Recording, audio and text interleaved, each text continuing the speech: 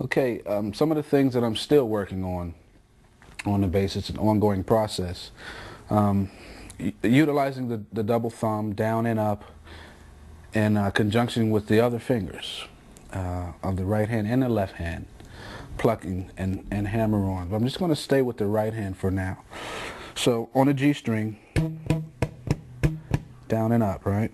I get asked questions about this all the time, so here it is. Down and up. Practice that on every string.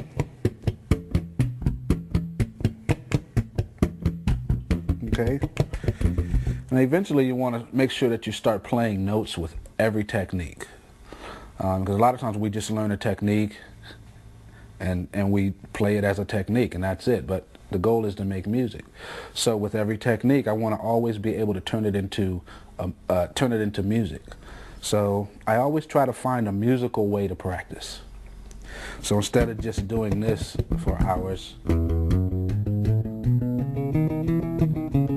maybe a scale.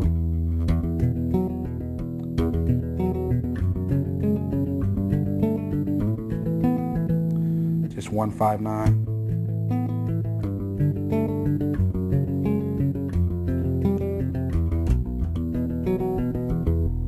All of a sudden it's starting to sound like music, but I'm getting some practice out of it also. So I always try to find a way to turn the techniques into music.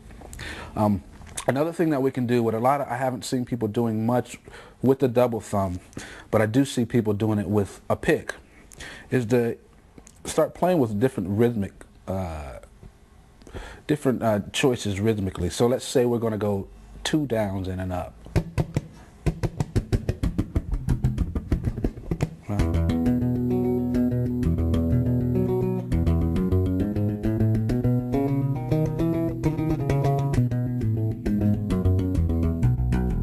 Right, that's endless. You can start doing 2 downs, 2 ups, whatever you want to do.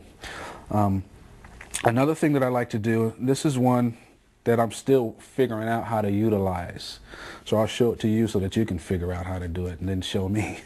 Is you rake across one or all of the strings and then come up with the thumb. So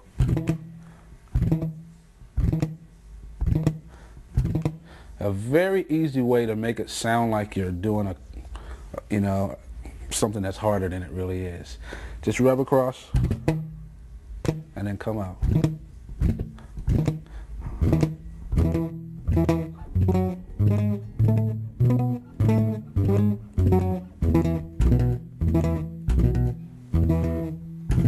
So you want to practice going over all of the strings, 1, 2, 3, 4, then up, 1, 2, 3, up, 1, 2, up, 1.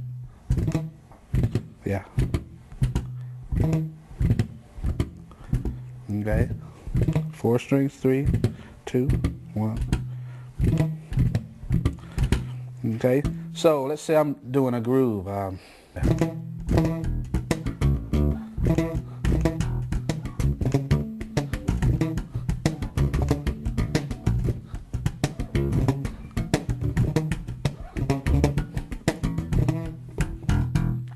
Another thing I haven't even figured out yet really how to do that well, but I figured I'd just throw something new in there. Like again, if you figure it out, come show me.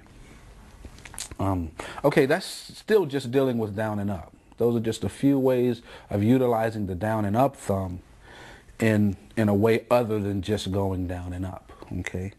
Now when we start combining plucking, let's say down, up, and pluck, that's all on the G string.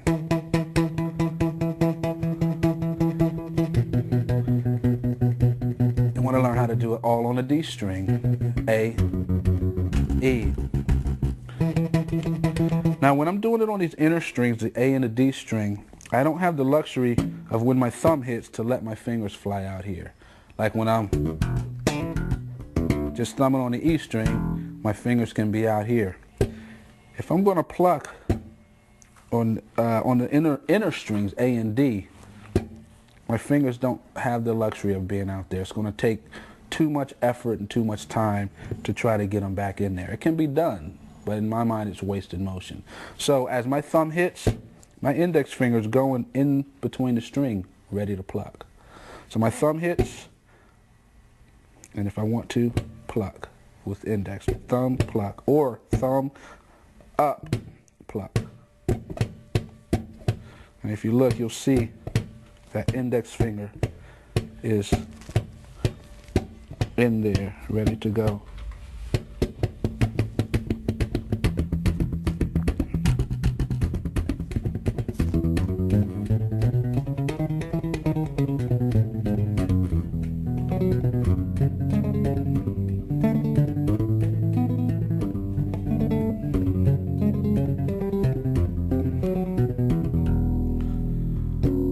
Okay, and then the same thing with two plucks.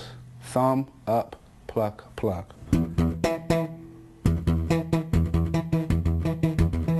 You also want to learn how to do all of that on one string.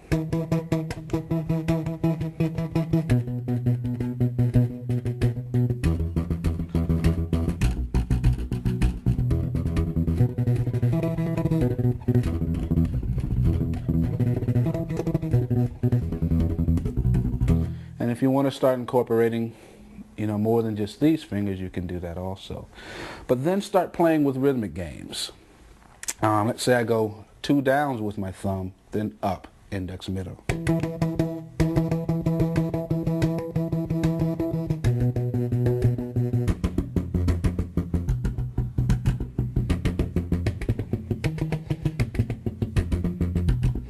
Okay. Another neat game is to say we're going to play 4 notes, right? Down, up, index, middle, but we're going to accent every third one. So we got these 4 notes, down, up, pluck, pluck, 1, 2, 3, 4. But we're going to accent every 3. 1, 2, 3, 1, 2, 3, 1, 2, 3, 1, 2, 3, 1, 2, 3, 1, 2, 3, 1, 2, 3, 1, 2, 3.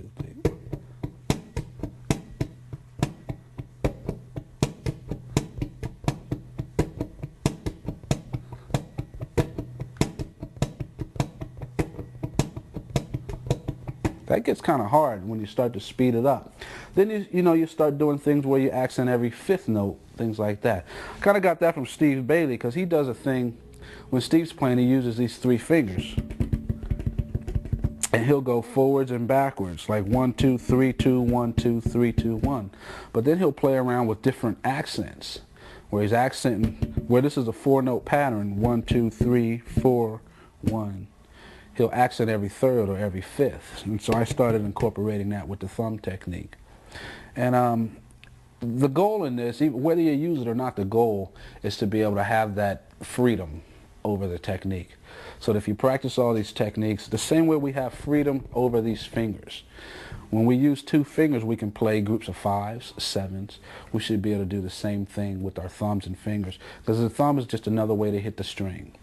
Okay, most of us think of the thumb as being funk music in the key of E. Of course it's that, but it should be more also. So when you get control over these techniques, it means exactly that. You control the techniques rather than the techniques controlling you. So practice and have fun. Growing up on the bass, learning to play bass, there were a few main people that I studied. Stanley Clarke being one, probably the main one. Jaco Pastorius was another, and Larry Graham was another. And of course there were Bootsy, Louis Johnson, James Jamerson. Even though I didn't know who James Jamerson was, I just knew the music. There were many bass players who even to this day I don't know their names.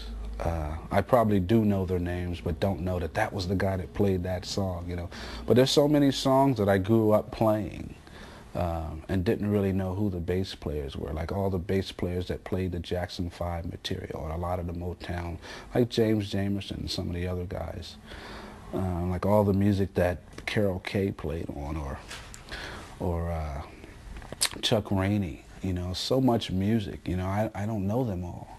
There's no way to know them all. They've played on so much things. But like...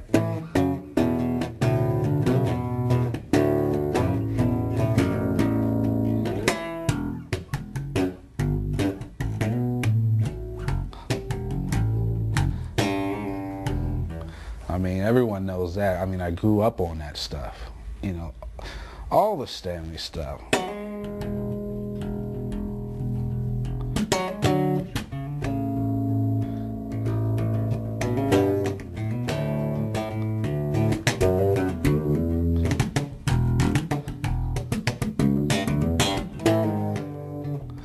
You know, I mean, that stuff just really helped me define my own style. And getting into my pentatonic, getting that from Stanley Clarke also. So Stanley was probably one of the main guys that I studied and learned just about everything that I could get my hands on. You know, even the stuff he did on acoustic bass, Spanish phases for string bass, you know. I didn't even own an acoustic bass, but I would mess around with that stuff. You know, all that stuff. Stanley's just the man. He still is. I think everyone knows that. And I never knew how to get this next harmonic, but I figured out my own way by hitting it up here with my thumb. I also found out you could fret this note and stretch, which I could never do.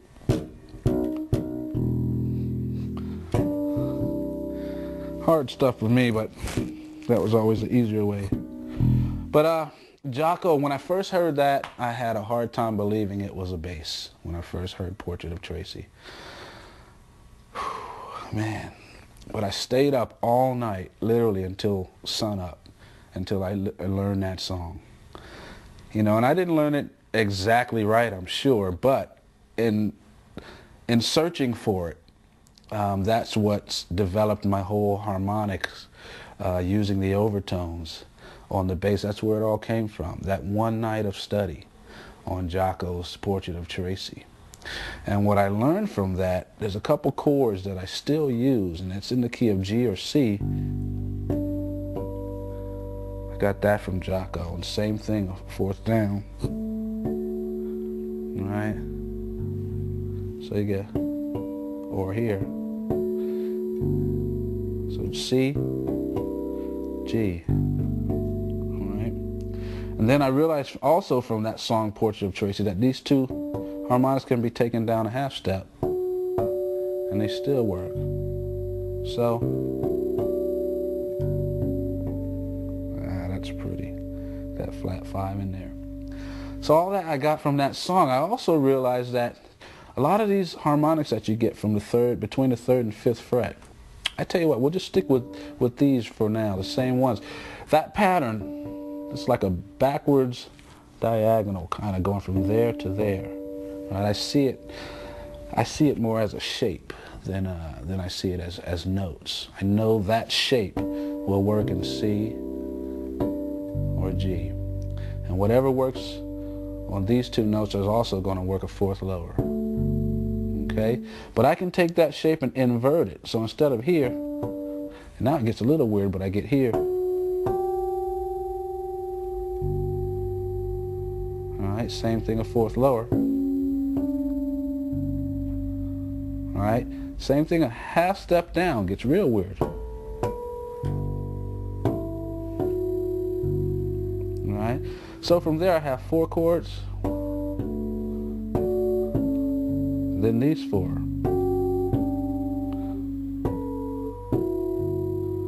Pretty stuff, and all that's within these 2 frets, 3 frets, and I got that all from that song, Portrait of Tracy. You know, and that, all of that is only from the here. You know, right here, there's a chord. You know, it's all right in the beginning of the tune. It's amazing what can be gotten from that song. And that's just one of many Jaco things. You know, the Donna Lee, Team Down. I mean, I don't know any bass player that hasn't learned that. Jaco is really the one that got all of us playing jazz lines.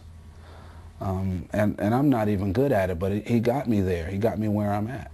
And again, it's from taking a Jaco song, staying up all night, and learning it note for note until I was close, you know. And I was doing this, you know, when I was 8, 9, 10 years old. I think, if I've got the years right. So that's Jocko. But then there was Larry Graham. Now, Larry Graham was coming straight from funk, you know, in my mind. And he was the master of being able to lay on one note and just making that one note just say everything you needed to say. Where Stanley, you know, I learned how to solo through different things, playing pentatonics and different types of thumbing things. And Jocko, you know, harmonics and harmony. Larry Graham, I learned how to just go, right? Stand, right? But he would just lay right on that one. And I was like, man. And I tell you, here's a little thing that people don't know about me anyway. It was that one note groove that started me going down and up with my thumb. Because as a kid, I could not get that right bounce. I didn't have it. It was, you know, it's not straight. It's, you know, it's got pulses in it. So Reggie started saying, well, why don't you try going down and up with your thumb? And he started teaching me to do it that way. And that was the start of everything. It actually came from Larry Graham. So that's pretty neat, little trivia. Dinner conversation. But also Larry Graham has one of the most complex thumb patterns I've ever heard, and I still don't know it correctly, but it's a song he does called Hair. If you ever get a chance to go back to an old Graham Central Station record and find a song called Hair, you know.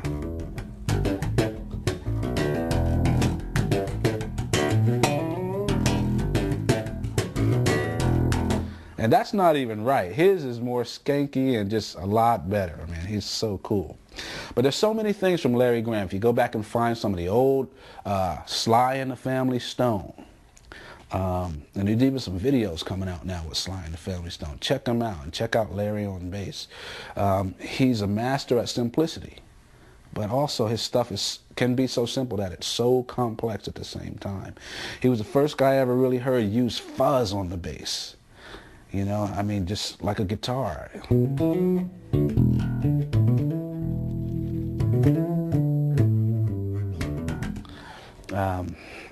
Bad example, but man, he's so great at it. Go find all the Larry Graham you can find.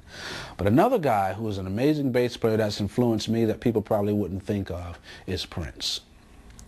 Prince had a song called Let's Work. I don't even remember which album it was on, but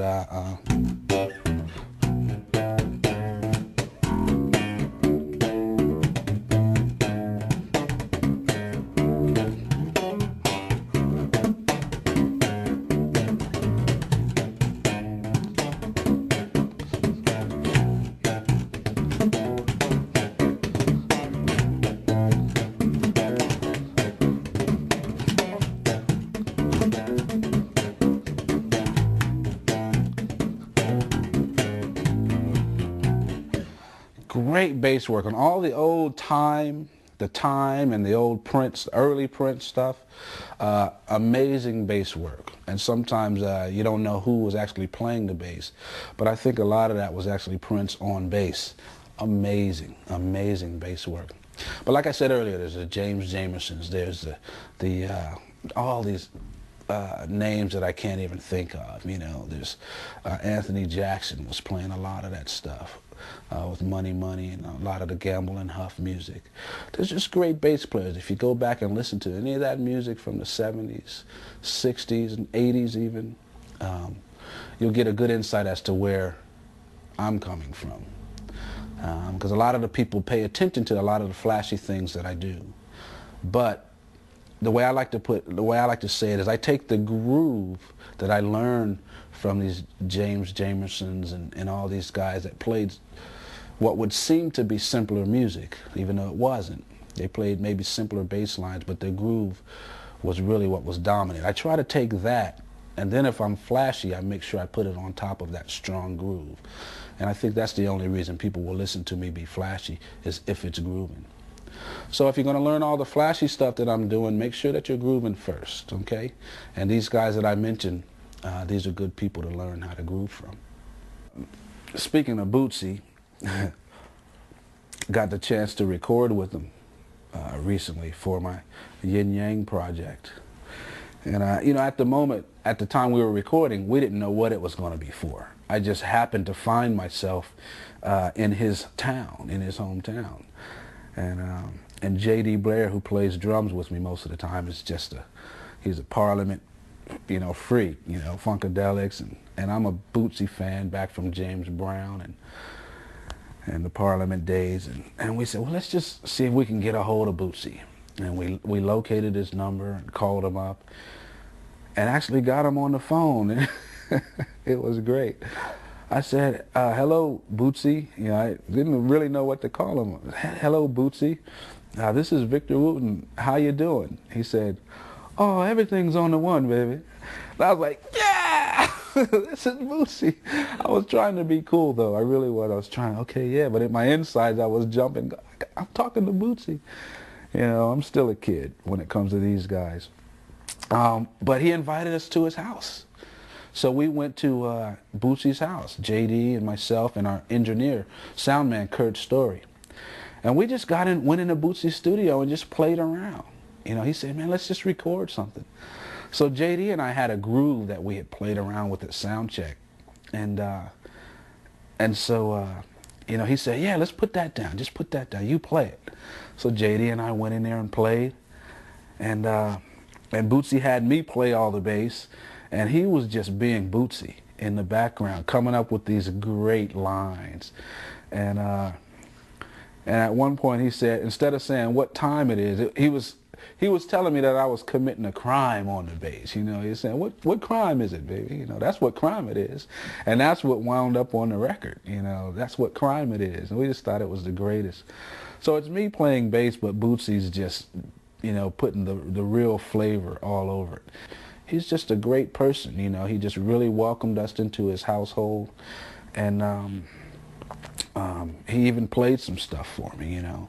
And so just being in his presence, you know, it's almost like it's full circle. You know, I grow up listening to this guy, and here I am at his house. You know, it's definitely a dream come true, and I'm grateful for Bootsy.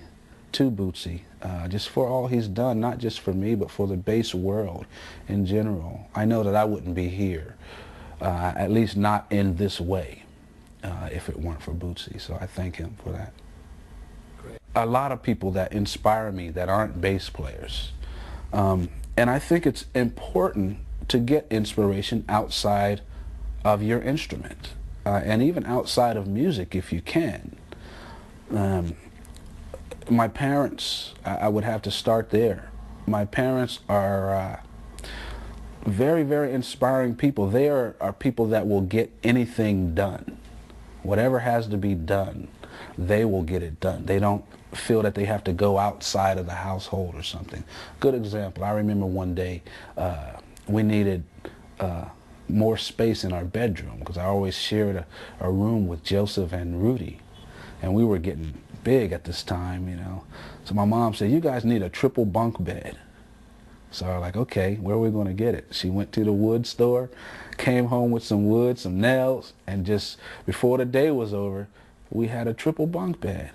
And I'm like, man, you know, I mean, and growing up with a mom and a dad that way, you know, has really inspired me. So I take that to the stage. You know, people have seen me break a string.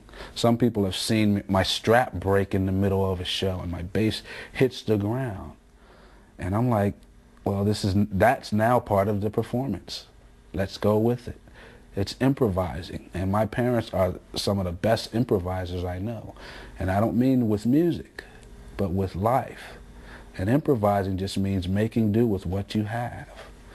You know, you don't have to have rehearsed it. My mom had never made a bunk bed before, you know. My dad had never booked a band before. When we were 5, I was 5 and Reggie was 13, and he starts booking us with Curtis Mayfield and all these people. They didn't know how to do it, but they also didn't know how not to do it.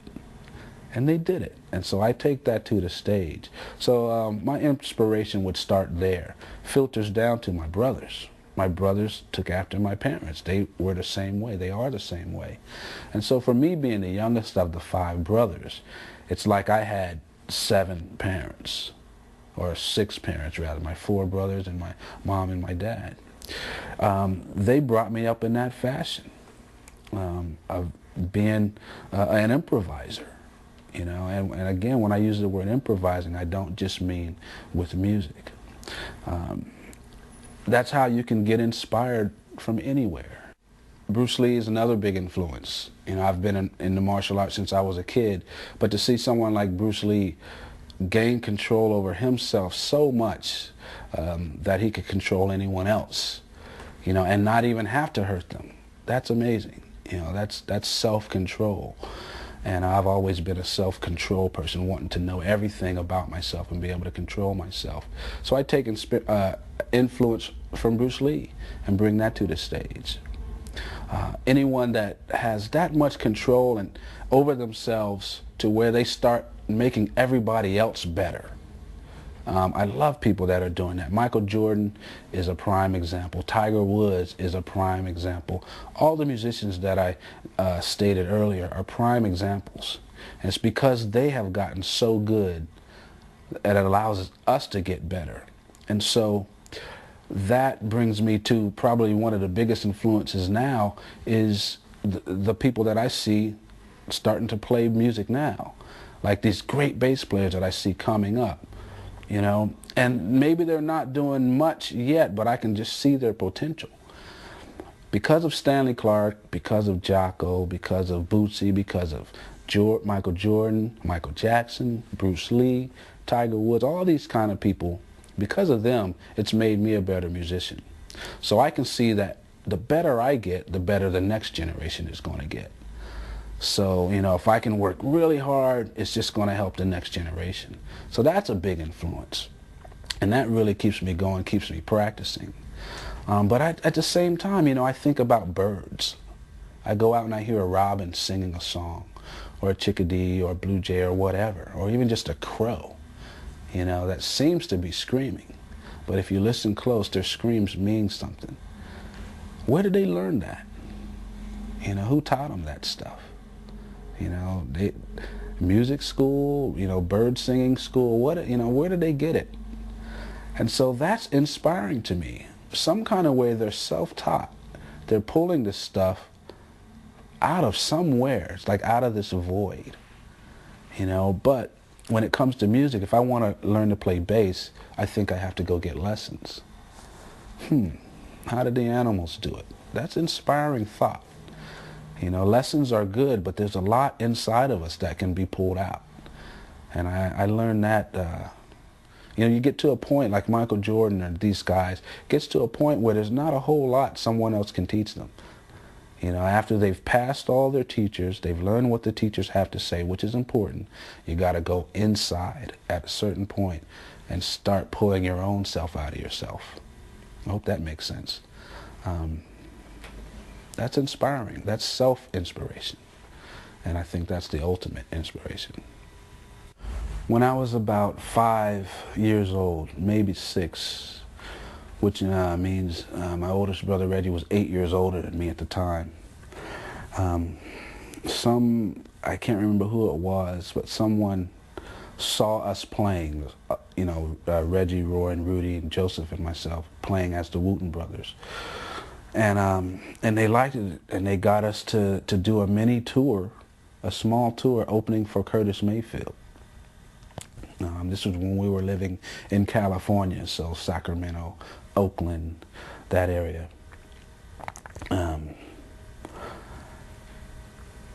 I look back on it now, especially now that I have kids, and I think, man, how many parents would, you know, book their 5-year-olds and their 13-year-olds on this tour, you know.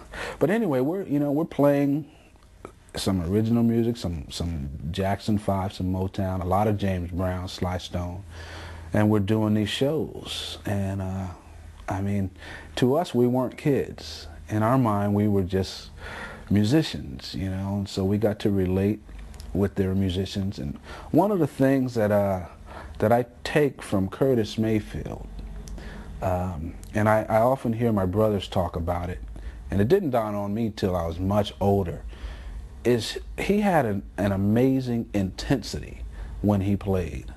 Like, you know, James Brown the same way. James Brown would be playing, they'd be rocking, and he'd say, bring it down, and they'd just get real quiet, real soft. There's not too many people that can get quiet like James Brown, but Curtis Mayfield would play a whole concert down there. He'd play a whole night really soft and intense. I mean, you'd be on the edge of your seat the whole night. I mean, it'd be...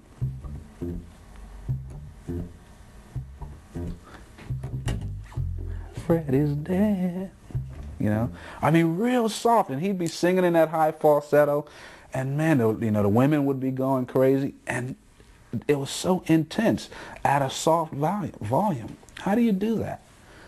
You know, it's rare, if ever, that you hear that nowadays. You know, the thing now is just to play loud, you know, bang them over the head. But who can play soft? Who can say what they want to say and make people listen in a soft voice? Wow, Curtis Mayfield was the master. And I really recommend going back and finding anything with Curtis Mayfield you can. If you can find some live video footage, even better. And you'll see what I'm talking about. And man, I'm just fortunate at how lucky we were at the early age. I mean, I was 5, you know, playing my Univox bass. And we're out there with Curtis Mayfield, you know, learning all these musical lessons. You know, you take them where you can get them. What I like to do is, when I'm practicing, I like to turn what I'm practicing into music. So I started doing this when I got a job playing dinner music at a health food restaurant called the Slice of Life in Nashville, Tennessee, not long after I'd moved to Tennessee. And I didn't have a big repertoire. I didn't have a lot of songs, but it was dinner music, so they really wanted a mood, you know, more so than songs. And so I took a lot of the things that I would practice, a lot of exercises that I would practice, and created moods for people to eat by. And here's some of the things that I would do. I'll show you a tapping exercise. And this is just practicing tapping a scale. And I'm going to do it in G. Okay? Starting from the 15th fret. Oh, let's turn it on. So if I'm going to go down G major.